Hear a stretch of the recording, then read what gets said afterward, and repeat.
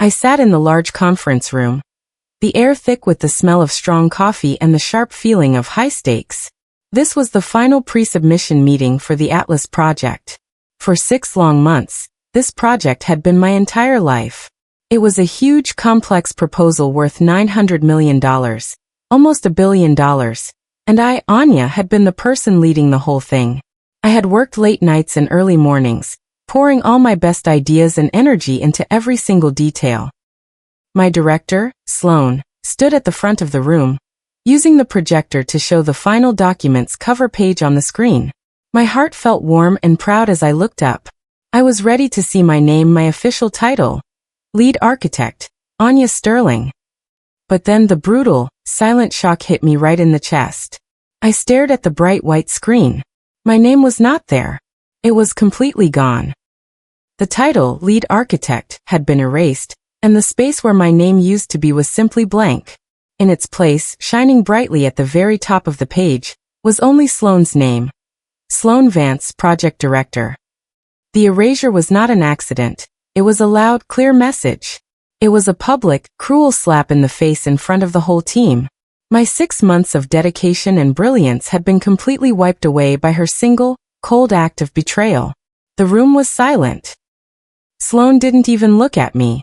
She just smiled confidently at the senior team members. I felt a sudden, cold wave of disbelief wash over me, quickly followed by a hot rush of angry tears that I immediately fought back. I took a deep breath, keeping my expression perfectly calm. I knew I couldn't cause a scene, not right now. But a switch had been flipped inside my brain. The betrayal was real, and it was a deep cut. I spent the rest of the meeting sitting very still, listening to Sloane talk about her vision, while I silently planned my own next move. The moment the meeting ended, I knew I had to speak to her alone, even though I already knew what her cold answer would be. I waited until the conference room was completely empty, and the rest of the team had quickly disappeared. I approached Sloane's chair, my voice carefully low and controlled so no one outside the room could hear. I tried to sound calm, but inside, I was shaking with controlled anger. "Sloane," I said, "my name was the lead architect on that page this morning. It's not now. Can you please tell me what happened? I designed the entire financial model myself." Sloane didn't even turn around to look at me. She kept her eyes fixed on her laptop screen, completely comfortable in her cruel power. She spoke in a cold, professional tone that sounded like she was reading from a bad instruction manual. "Anya, please be realistic," she said, finally looking up with a dismissive wave of her hand. "The Atlas project is almost $1 billion. The client doesn't buy the skills of a worker bee. The client only buys the leader." She paused and gave me a chillingly smug smile. "My name," she continued, "carries the weight and the experience needed to win a deal this huge. Your name is still new, dear. It would have only hurt our chances." Her explanation was a cold, brutal lie, but the message was completely clear. She thought I was disposable. I was just a small tool she could use and then discard once the hard work was done. She saw me as a piece of furniture, not a brilliant professional. She believed that my hard work was simply hers to take. I looked at her, and the last piece of my respect for her completely shattered. I simply nodded, trying to look defeated, and left the room. I knew that I couldn't trust her ever again. I needed to act very carefully now. I wouldn't quit and let her win the entire game. I would use the Atlas project, my own brilliant creation, as the weapon to bring her down. The first thing I did after leaving Sloane's office was to go back to my desk and open all my secure work folders. Even though I felt completely devastated, a cold, calculating part of my brain was already working quickly, gathering all the necessary proof. I knew that in a company where trust was completely gone, documentation was the only thing that mattered. I needed a clear, undeniable paper trail to show that I was the real brain behind the entire Atlas project and the crucial financial model. I spent the next 3 hours carefully downloading and organizing every single file. I had every version of the huge proposal, from the very first draft to the completely finished one. I had long email chains showing me giving all the directions to the rest of the team, assigning tasks, and fixing all the complicated problems. I found video recordings of all the intense, early brainstorming sessions where I had clearly drawn out the core strategy and the complex architecture for the project. The entire intellectual foundation of the $900 million project was sitting right there, safely stored on my personal cloud drive, completely separate from the company's files. The proof was overwhelming and completely mine. It was undeniable evidence that I was the true creator, the real lead architect. As I looked at the vast collection of files, the shame I felt for being betrayed turned into a steely, powerful resolve. I realized I didn't just have files. I had a detailed, complete blueprint of their lies. I closed my laptop with a powerful sense of quiet purpose. I wouldn't let Sloane just steal this from me and get away with it. I had everything I needed to win this fight. I just needed to wait patiently for the perfect time to strike. As I was finishing the organizing of my files, a young, friendly analyst from the planning department, Gideon, stopped by my desk. Gideon was a quiet man, but he was highly respected for his honesty. He looked at me with deep sympathy in his eyes. He had been in the pre-submission meeting and had clearly seen the cold, silent public betrayal. He stood beside my desk for a quiet moment, then quickly slipped a thin, unmarked manila folder onto my chair. His movements were quick and secretive. "Anya," he whispered quickly, his voice low. "I saw what Sloane did to your name. This might help you see the bigger picture. I'm sorry." He quickly walked away before I could ask any questions, leaving me completely stunned. I immediately opened the folder, my heart beating fast with a mix of fear and curiosity. Inside, I found copies of old internal human resources records and exit interview reports. The files detailed the stories of 3 other brilliant, hard-working employees who had suddenly left the company over the last 2 years. Their stories were almost exactly the same as mine. Each person had successfully led a huge, high-profile project, only to have their name completely erased by Sloane at the very last moment. The files clearly showed that this was not a one-time accident or a simple mistake. It was a repeated, calculated pattern of professional theft and cruelty. Sloane was a predator, a serial stealer of credit and talent. The knowledge that other people had suffered under her cold, cruel hand completely solidified my resolve. I was no longer just fighting for my own credit. I was fighting to stop her pattern of destruction forever. I realized I was the only person who had ever stayed and fought back against her. The truth, that Sloane was a serial credit thief who had hurt many other people, didn't make me angrier, it made me completely calm. Hot anger would have made me quit, and quitting was exactly what she wanted. I would not give her the satisfaction of another victory. I closed Gideon's file and decided that I would not quit my job. I would stay and ensure that the Atlas project, my 6 months of hard work, would become my masterpiece and, at the same time, my most powerful weapon against her. The plan I quickly formed was not based on feelings or yelling. It was based on cold, hard strategy and complete competence. I would become the perfect, quiet team player, completely disarming her suspicions. I knew the client absolutely needed the work I had created to succeed.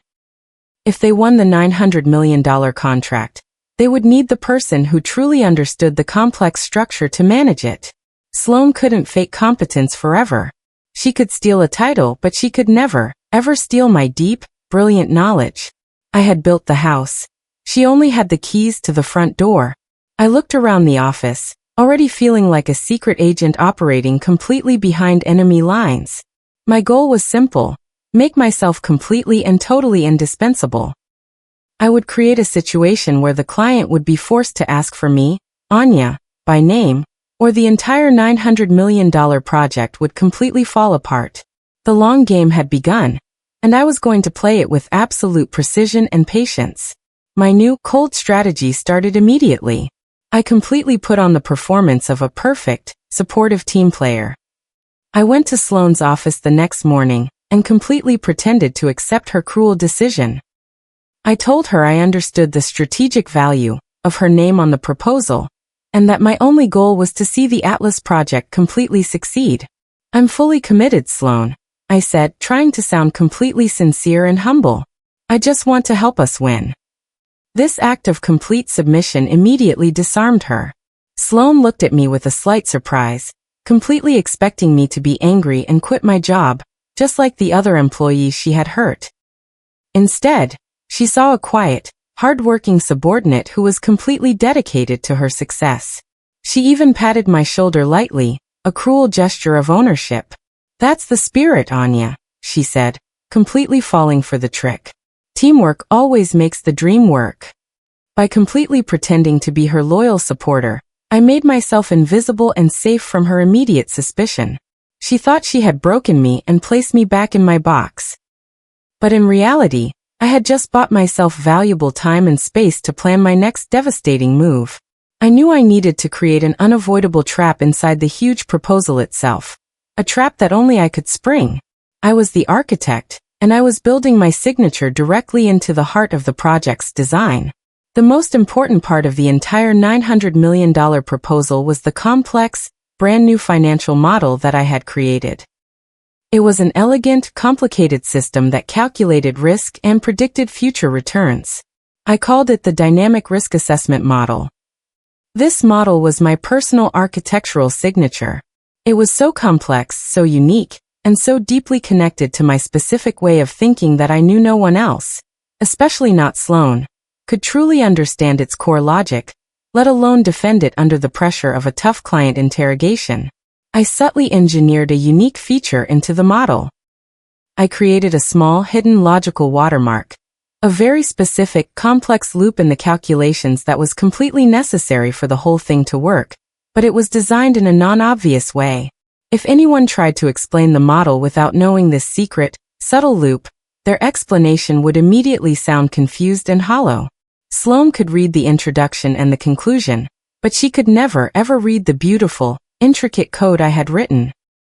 I made sure that every piece of the Atlas project's genius was tied directly to this one impossible-to-fake element. I sat at my desk, feeling a strange mix of power and quiet confidence.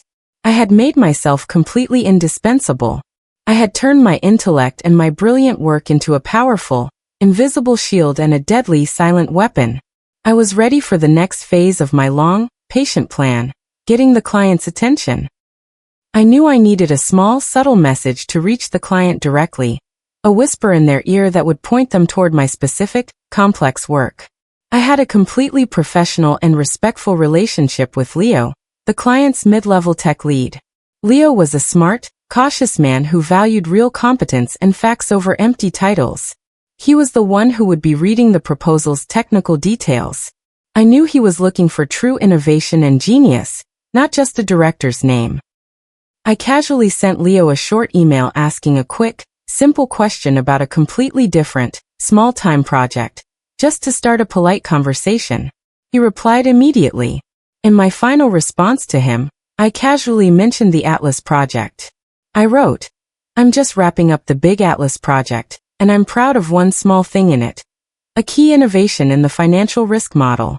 It's a completely new approach to dealing with market uncertainty." I made sure the word innovation was subtle, but clear. I didn't mention my name being erased or the complex logic. I just planted a small seed. Look for the innovation. I knew that Leo, being a sharp tech lead, would see that unique, brilliant financial model I had created, and he would naturally become curious about the true architect behind the complex, beautiful design.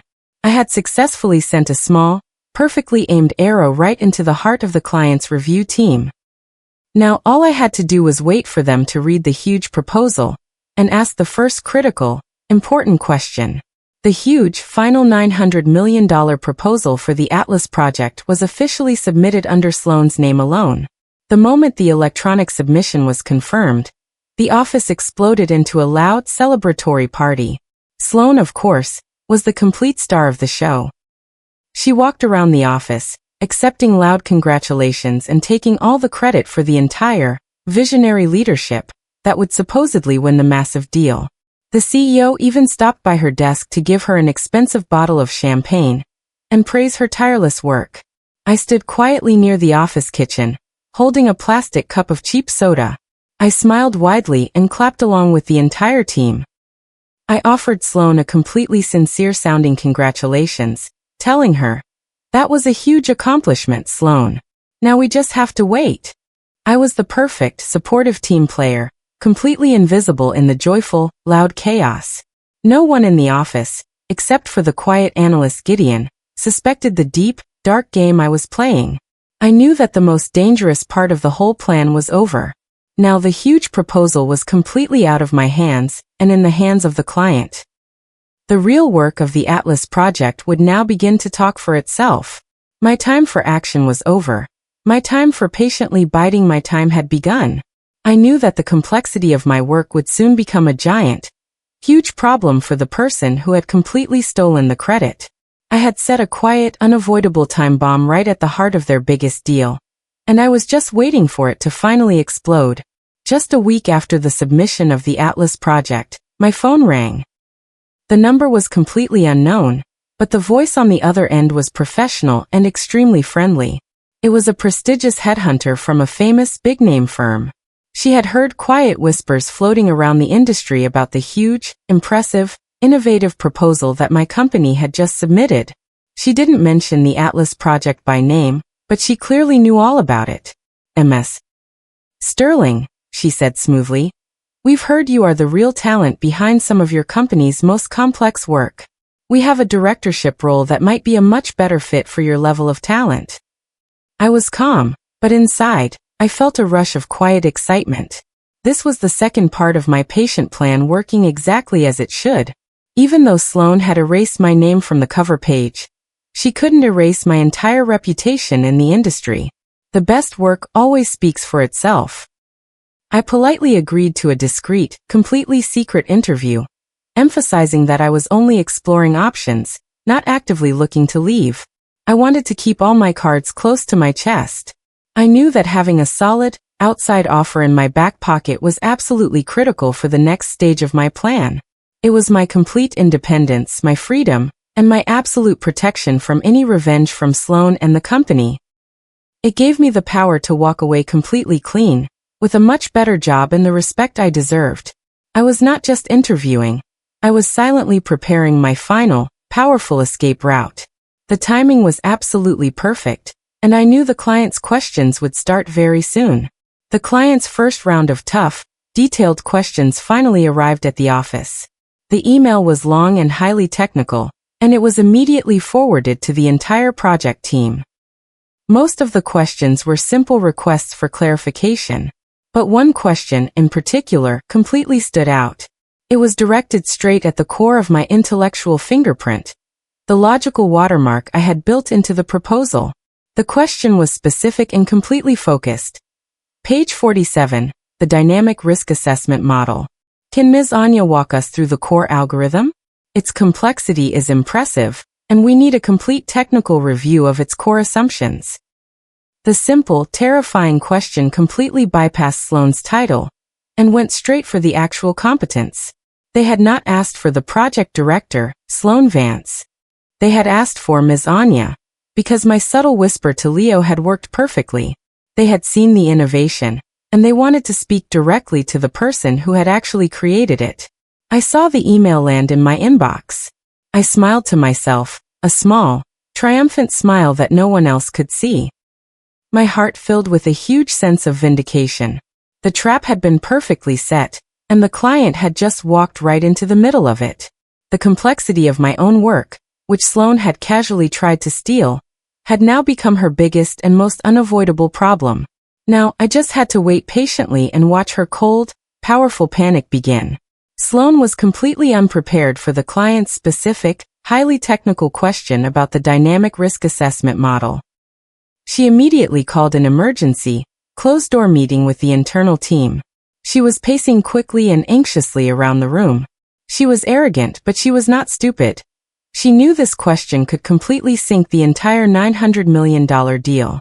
She looked at me for a split second, a flash of fear in her eyes, before quickly looking away. She decided to try to bluff her way through the question with a simple, written response. She quickly drafted a vague, high-level reply about strategic alignment and industry best practices. The email she wrote avoided the complex, crucial details of the model completely. When the rest of the team read her drafted response, they exchanged nervous, quiet glances. It was clear and obvious that Sloane did not understand the intricate system she had claimed to lead. The client's response came back less than 2 hours later. It was short, polite, and completely unsatisfactory. The client simply wrote, "We appreciate the reply, but we still need a full explanation of the core algorithm's variable dependencies. The current response does not meet our complete technical requirements." The red flags were now huge and brightly visible to everyone in the room. The client was clearly losing confidence in the proposal's technical integrity, and Sloane's bluff had completely failed. The client's continued lack of confidence completely forced their hand. A day after Sloane's failed bluff, the client sent a final, powerful email to the senior VP of our company. This email was not a simple request. It was a firm, unmistakable demand. The client wrote that the proposal was simply too complex and too valuable to risk any further misunderstandings. They formally requested a detailed, in-person presentation at their headquarters the very next week. The most important part of the email was the specific, clear instruction. "We expect the lead architect of the financial model to be present and prepared to present the technical framework. The rest of your team is welcome, but this technical lead is completely necessary." They were not asking for Sloane Vance, the project director. They were specifically asking for the architect. They had completely dismissed the title and were demanding the true competence. The moment the senior VP read the email, a sudden, intense panic swept over the entire executive floor. Sloane was pale with fear and rage. She knew she couldn't possibly stand in front of a room full of brilliant client experts and try to explain the complex, intricate model she had never understood. Her theft of credit had finally completely backed her into a corner. She was now forced to rely on the only person who could save the entire $900 million deal and her powerful career. Me, the woman whose name she had cruelly erased. With the client's demand completely official, Sloane immediately called me into her office. Her polite, cold facade had completely crumbled, replaced by a desperate, hurried fear. She didn't ask me to present. She ordered me to prepare a detailed presentation for her to deliver. "You will create the complete deck, Anya," she said quickly, her voice tight with panic. "I need you to completely dumb it down for me. I can't be bothered with all the tiny technical details. I need the high-level points that I can easily memorize." She then demanded that I completely coach her thoroughly on every single slide, treating me like a simple, expensive tutorial service she had just hired. She completely ignored the fact that she had stolen my credit and tried to ruin my career. She spoke to me with total arrogant entitlement, as if this was just a normal part of my job description. She didn't see the huge, dangerous irony in the situation. She needed my genius to save her from the consequences of her own cruel actions. I looked at her, and my expression was calm and completely unreadable. "Of course, Sloane," I replied softly, completely agreeing to her entire demand. "I will make sure the presentation is perfect and that you are thoroughly prepared to present the model's core logic." Inside, a quiet, fierce satisfaction was building up. I knew that I would coach her, but my coaching would be a final, deliberate sabotage that would make it absolutely impossible for her to sound authentic in front of the brilliant client. Our first coaching session was held later that same day. Sloane sat in front of me, impatient and completely distracted, trying to memorize simple bullet points. I, however, didn't focus on simple bullet points. I deliberately explained the dynamic risk assessment model in a way that highlighted its complete interdependencies and complex, nuanced logic. "The key, Sloane," I explained, pointing to a slide that showed a complicated flowchart, "is that if you adjust variable A, the market volatility factor, you must immediately adjust the sensitivity coefficient in section B, or the entire logic of the system completely fails and collapses. You have to explain that the two variables cannot operate alone." I made it sound absolutely necessary to understand the deep complexity. Sloane sighed dramatically, looking completely bored and annoyed. "Anya, they just need to know we have a strong risk strategy. They don't need all these boring technical interdependencies," she complained, waving her hand dismissively. She tried to simplify my brilliant logic into a few, empty, meaningless slogans. I continued to push the complexity gently, but firmly. I made sure that the only way to sound truly confident and real about the model was to possess the deep, intuitive understanding that only a creator could have. I made the content impossible for a memorizer to deliver. By the end of the session, Sloane was exhausted and completely frustrated, and I knew she was absolutely nowhere near ready for the big presentation. The internal rehearsal for the client presentation was held the next morning with the senior executives, including the senior VP. It was a disaster, a complete, total, and unavoidable failure. Sloane stood at the front of the room, using the beautiful slides that I had created for her. She was stiff, completely reliant on her memorized phrases, and completely lacking in any real confidence. The executives, who were already worried about the client's specific demands, immediately started asking tough, probing questions about the model's underlying assumptions. Sloane, if the commodity price drops by 15%, what does that do to the default rate in the third year? One senior executive asked, looking serious. Sloane's eyes went wide with pure panic. She completely floundered. She couldn't answer the basic, necessary question about the model she supposedly created. She stuttered, trying to quickly deflect the question with one of her vague, empty slogans. That's a strategic consideration we will handle down the line. She mumbled awkwardly. The room grew tense and silent. Everyone could clearly see that she was completely out of her depth. The senior VP closed his laptop hard, making a loud, final sound. The internal rehearsal confirmed what the client already suspected. The person whose name was on the proposal was a complete fraud.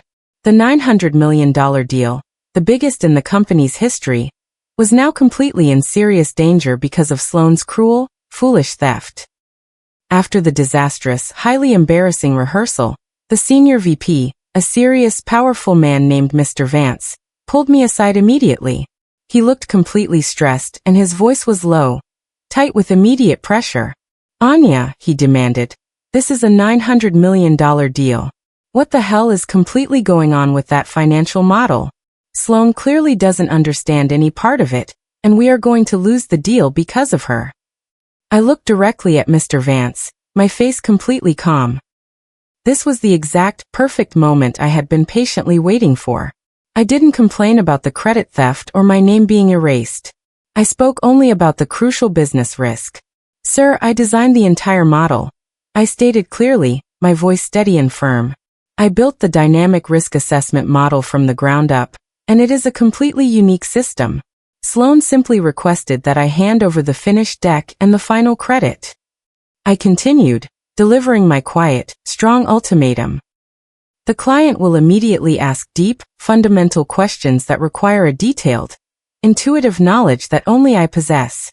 If we send Sloane to that crucial meeting, we will absolutely lose the $900 million deal within the first 10 minutes. I am the only one in this company who can stand up and completely defend the core logic and win the deal for this company. Mr. Vance stared at me, his eyes wide with the sudden realization of the truth and the immediate, huge problem he faced. The pressure from the client and the complete failure of the internal rehearsal were far too great for the senior VP to ignore. He knew he had to choose between Sloane's ego and the massive, life-changing $900 million deal. The deal won completely. Late that night, less than 12 hours before the crucial client meeting, I received the official email. It was a complete, final reversal of power. The email simply stated that due to technical requirements, I, Anya, would be the sole presenter for the dynamic risk assessment model. Sloane was absolutely livid. She stormed over to my desk, her face red with completely uncontrolled rage. You did this on purpose. You completely undermined me, she screamed, her voice shaking with fear and pure hatred. I just looked up calmly and replied, Sloane, the client demanded the architect. I am the architect. I am simply trying to save the deal for the company. When we arrived at the client's headquarters the next morning, I walked to the front of the room, completely prepared to lead. Sloane was forced to take a humiliating, silent seat in the back row of the huge conference table. She was completely relegated to the role of a completely silent spectator, watching the woman whose name she had cruelly erased now take complete control of the biggest moment of her professional life. The silent seat was her first, clear moment of total defeat. I walked confidently to the podium in the client's beautiful, modern conference room. The atmosphere was immediately different from our internal rehearsals. The client's review committee was full of sharp, brilliant people who looked ready to drill down into every number and every detail. I began my presentation on the dynamic risk assessment model. I didn't rely on simple memorization or vague, empty slogans. I spoke with deep, powerful intuition and complete passion. I didn't just present the numbers. I presented the entire story of the model. Why I had built it, how it responded to every possible market crisis, and the complete logic behind every single assumption. When the tough questions came, I was ready for every single one. What about a black swan event? A senior client manager asked, trying to stump me. I immediately launched into a clear, articulate explanation of the model's complex, embedded fail-safe functions. I used my hands to draw simple, clear examples on the whiteboard. I was completely comfortable, completely honest, and completely brilliant. I didn't just give answers. I inspired a complete, quiet confidence in the client team. Sloane sat in the back, silently watching her own cruel plan completely fall apart. She was completely pale. She saw her stolen credit being defended by the genius she had thought was disposable. The presentation was more than just technical. It was a pure masterclass in deep, undeniable competence. I didn't just win the argument. I completely won the client's complete respect and total trust. The presentation ended, and the client committee completely erupted in genuine, polite applause. I knew immediately that the $900 million deal was completely secured. As the room cleared out, the client's lead decision-maker, a powerful, respected woman named Eleanor, bypassed Sloane completely and walked straight past the senior VP. She pulled the senior VP aside into a quiet corner of the room, and I could clearly hear the strong, powerful tone of her voice. Eleanor spoke slowly, clearly, and completely directly. "Mr. Vance," she said, "we are ready to sign the contract today." Anya's presentation completely secured the entire deal. Her deep knowledge and her complete confidence are exactly what we need to see. She then delivered the final, devastating blow to Sloane and the entire company hierarchy. "We have one condition. We need her and only her on the permanent project steering committee. As for Ms. Vance, she is completely not a factor for us. We will communicate with Anya directly from now on." The verdict was completely clear and undeniable. Sloane's title and her fake credit had been judged and found completely worthless. The true value was my name, my competence, and my integrity. I saw the senior VP look at the corner where Sloane was still standing. He now saw her not as a powerful director, but as a huge, dangerous liability who had almost cost the company $1 billion. The day after the successful presentation, the prestigious headhunter called me immediately. She was completely excited. "Anya," she said, "the market is talking about your presentation at the client's office. You completely wowed them. They are saying you're the sharpest mind they've seen in years." This call was no longer a simple discussion. It was a formal, outstanding job offer. The other company, a direct competitor that I greatly respected, offered me the role of Director of Strategic Planning. The package was unbelievable. A huge salary that was a massive increase from my current pay, a large signing bonus, and most importantly, the promise of full, complete credit for all my brilliant work. The new company was founded on integrity and competence, exactly the opposite of the cruel, toxic environment I was currently in. I smiled as I looked at the offer email. The revenge was almost complete, but the best part was that I didn't even need to stay to watch the final punishment. I had secured my complete independence. The offer was my escape route, my complete security, and my final weapon. I knew that I was worth much more than the $900 million deal.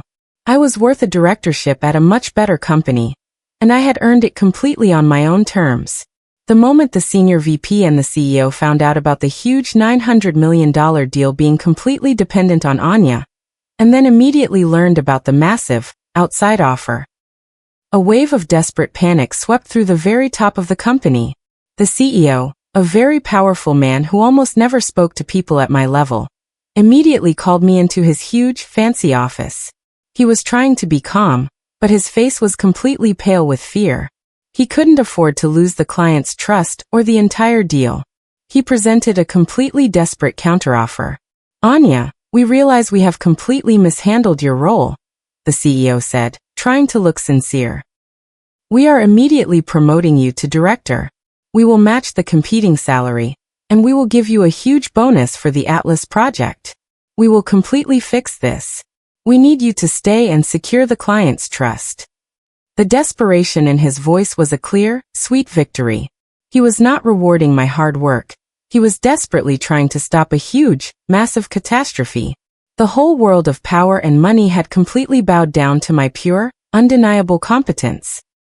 I knew that the CEO was only interested in protecting his own position and the huge revenue stream. I listened quietly to his frantic offer, knowing that I held all the true power in that expensive room. I was summoned to a final crucial meeting, the ultimate meeting of power. It was held in the CEO's private, huge conference room. The CEO was there, looking completely stressed and anxious. And sitting silently next to him, completely humiliated, was Sloane. She was pale, her eyes were completely downcast, and the powerful confidence she usually carried was completely gone. She was broken. The CEO started the meeting immediately, begging me to stay and accept the huge promotion and the money. He apologized vaguely for the miscommunication and the oversight. He completely avoided mentioning the clear theft of credit and the betrayal. He was trying to buy my silence and my competence with huge amounts of money. I let him speak for a long, quiet time, enjoying the uncomfortable silence and the deep, visible humiliation of my former director.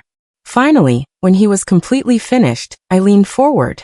I looked first at the CEO, who was completely desperate, and then I turned my gaze slowly to Sloane, who completely avoided my eyes. The moment had arrived for my final, complete command. I knew that I couldn't accept their offer or the promotion if the person who had completely ruined my trust was allowed to stay in the building. I spoke slowly, my voice clear and completely measured. I completely looked the CEO straight in the eyes. I didn't thank him for the promotion or the huge money. I simply stated my cold, non-negotiable condition. "Sir," I said, "I appreciate the offer, and I understand the value of the Atlas project to this company. But I cannot, under any circumstances, stay and lead this company or secure the client's trust if the culture of theft and betrayal is allowed to remain in place." I looked directly at Sloane, who finally looked up at me, her eyes completely wide with fear and silent pleading. I gave her no mercy. "I will consider the promotion and the offer on one simple, final condition," I continued, making my voice completely cold and firm. "That condition is Sloane Vance's immediate resignation from this company, effective today. Her gross misrepresentation and her cruel pattern of dishonesty have completely jeopardized the most important deal in this company's entire history." The CEO was completely stunned. He looked from me to the huge revenue projections for the $900 million deal, and then back to Sloane. He had no choice at all.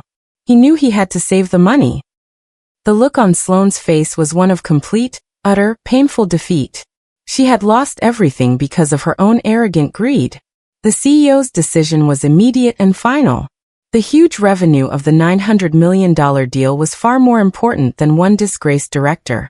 He immediately looked at Sloane, his expression cold and completely disappointed. "Sloane," he said flatly, "I am accepting your immediate resignation. You will be completely terminated for gross misrepresentation and jeopardizing a key client relationship." Sloane completely broke down right there in the CEO's beautiful office. She cried out, pleading with the CEO, but he completely ignored her. Her entire career, built on a decade of cruel theft and dishonesty, was over in a single quiet moment. As she was being escorted out of the building by security, she passed my desk. She didn't say a single word. She just gave me a look of pure, unadulterated hatred, but it was a look that carried no power at all. The fall of Sloane Vance was a quiet, internal earthquake. I was immediately and officially promoted to director. The internal announcement was sent out quickly, praising my exceptional work and tireless dedication on the Atlas project. My name, Anya Sterling, was finally restored to the achievement. The company had admitted their mistake, and I had received the title and the credit I had rightfully earned. But my final, most powerful move was still yet to come. I was now the official director of my old company, and my name was finally attached to the incredible success of the Atlas project. The internal announcement praised my exceptional work, and the huge bonus was quickly deposited into my bank account. The company thought they had completely won. They believed they had successfully bought my silence, my competence, and my complete loyalty with a massive new title and a lot of money. The CEO called me into his office one last time, looking completely relieved that the whole terrible crisis was completely over. He shook my hand with genuine enthusiasm, believing he had successfully navigated a major crisis and kept his best talent. "Welcome aboard, Director Sterling," he said, beaming. "Now let's go and finish the Atlas project and make sure the client is completely happy." The company believed I was now going to stay for the next 10 years, leading the successful implementation of the huge $900 million deal. They thought my acceptance of the promotion was the final end of the story. But I knew the real final end of the story was not in that cold, old company. I smiled politely at the CEO. I had used their desperation to fix their cruel, terrible mistake, but I had never, ever intended to stay. I simply needed to make them completely correct their public record before I completely walked away for good. The time had come for my graceful, powerful final exit. I looked at the CEO, and the deep, silent satisfaction I felt was the complete, final reward. "Sir," I said, my voice completely polite and calm, "I want to sincerely thank you for this promotion, the title, and the huge bonus. You have completely corrected the record, and my name is now where it belongs." I paused for a long, noticeable moment. The CEO was smiling, completely relaxed. Then I delivered the final, surprising blow. "However," I continued, completely holding his gaze, "I must gracefully decline the promotion and the entire counteroffer.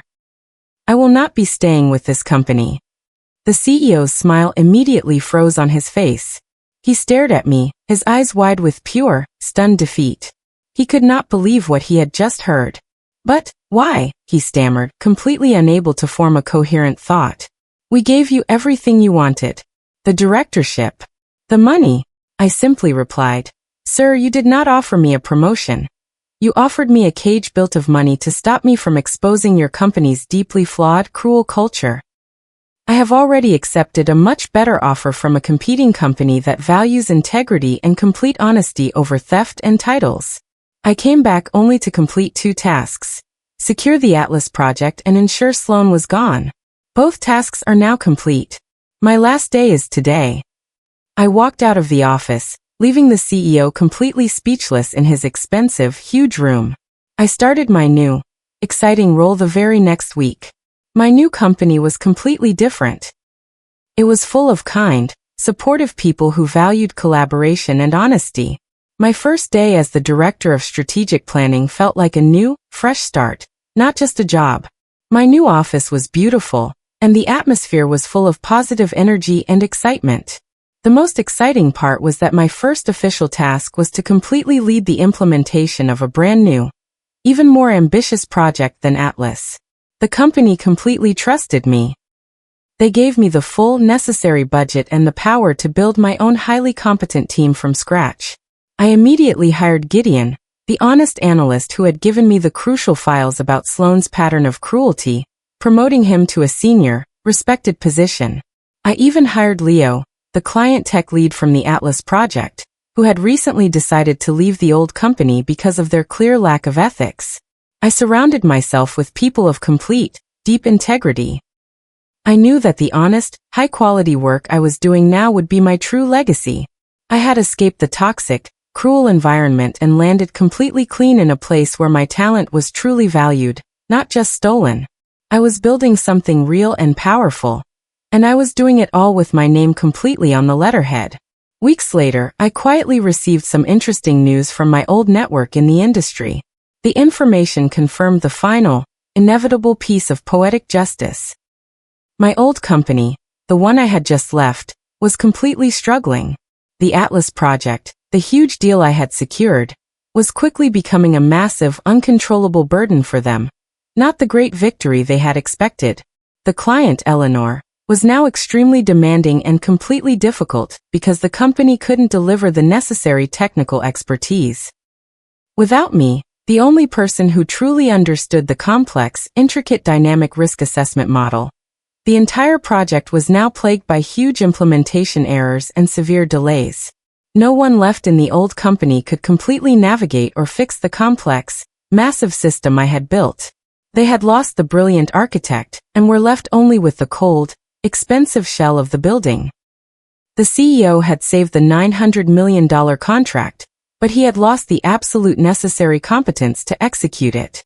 Their greed and their willingness to protect a thief like Sloane had cost them their best talent, and now threatened to completely sink their biggest, most important deal. I didn't feel any hatred or any great joy. I only felt a deep sense of validation. The world of business had taught them a very painful, necessary life lesson. True competence cannot be stolen. I stood in my new, beautiful corner office, looking out at the city skyline. It was a beautiful, clear view, completely free from the shadows of my old, cruel workplace. I was a director, completely on my own terms, working for an ethical company that valued my brilliance. I had not just gotten my complete revenge. I had completely redefined my own self-worth in the process. I had turned a moment of cruel betrayal into the biggest, most powerful turning point of my entire professional life. The entire event proved a crucial point. True credit cannot be erased or stolen, because competence and integrity are a powerful signature that the world will always seek out, no matter whose name is printed on the cover page. I picked up my new business card from the polished mahogany desk. The card was simple and elegant. On it, printed clearly and permanently, was my name, Anya Sterling. Below it was my earned title, Director. I held it for a moment, then placed it neatly in the card holder. I had closed the chapter on that old, terrible life and started a new, bright legacy of my own creation. If you enjoyed this revenge story, like and subscribe for more.